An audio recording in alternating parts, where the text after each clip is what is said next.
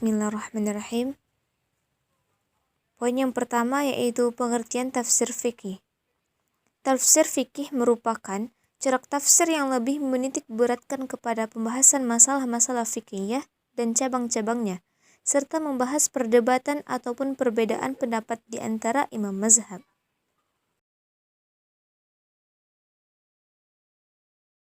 Selanjutnya, latar belakang munculnya tafsir fikih. Dahulu para sahabat di masa Rasulullah Shallallahu Alaihi Wasallam memahami Al-Quran dengan naluri kearaban mereka. Dan jika terjadi kesulitan dalam memahami sesuatu ayat, maka mereka langsung menanyakannya kepada Rasulullah Shallallahu Alaihi Wasallam dan beliau pun lalu menjelaskannya kepada mereka. Setelah Rasulullah Shallallahu Alaihi Wasallam wafat dan permasalahan-permasalahan baru mulai muncul, maka mereka beristimbat dengan Al-Quran untuk menetapkan hukum syara bagi permasalahan baru tersebut. Mereka pun bersepakat atas hal tersebut, dan jarang sekali mereka berselisih pendapat ketika terdapat kontradiksi dalam lafaz, seperti perselisihan mereka mengenai iddah bagi wanita hamil yang ditinggal mati suaminya. Apakah iddah itu berakhir dengan melahirkan, atau 4 bulan 10 hari, ataukah waktu paling lama di antara keduanya? Hal ini berdasarkan firman Allah dalam Quran Surah Al-Baqarah yang artinya, dan mereka yang meninggal dunia di antara kamu dengan meninggalkan istri, hendaklah istri itu beriddah 4 bulan 10 hari. Dan juga berdasarkan Quran Surah At-Talaq ayat 4, dan perempuan-perempuan yang hamil, waktu iddah mereka ialah sampai mereka melahirkan kandungan mereka. Ketika tiba masa 4 imam fikih dan setiap imam membuat dasar-dasar istimbat hukum masing-masing dalam mazhabnya, berbagai peristiwa terjadi dan permasalahan-permasalahan pun semakin beragam. Maka semakin bertambah pula aspek-aspek perbedaan pendapat dalam memahami ayat. Hal ini disebabkan perbedaan segi dalalahnya, bukan karena fanatisme terhadap suatu mazhab, melainkan karena setiap ahli fikih berpegang pada apa yang dipandangnya benar. Keadaan tersebut tetap stabil sampai tiba masa taklid dan fanatisme mazhab. Maka pada masa ini, para pengikut imam hanya terfokus pada penjelasan dan pembelaan mazhab mereka. Sekalipun mereka harus membawa ayat-ayat Al-Quran kepada makna yang lemah dan jauh, dan sebagai akibatnya, maka muncullah tafsir fikih yang khusus membahas ayat-ayat hukum dalam Al-Quran. Karakteristik tafsir fikih.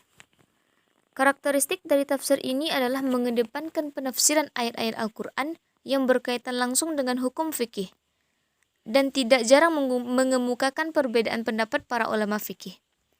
Corak tafsir ini lebih sering menggunakan metode tafsir maudhu'i, karena terkadang mufassir hanya mengambil tema-tema tertentu yang berkaitan langsung dengan fikih. Tokoh tafsir fikih dan tafsirnya. Berikut kami paparkan beberapa contoh tafsir fikih beserta para tokohnya. Yang pertama yaitu Ahkamul Quran Al-Jassas karya Abu Bakar Ahmad bin Al-Razi. Yang kedua Ahkamul Quran Ibnu Al-Arabi karya Abu Bakar Muhammad bin Abdillah. Yang ketiga Ahkamul Quran Al-Qiyah Al-Harasi karya Al-Qiyah Al-Harasi.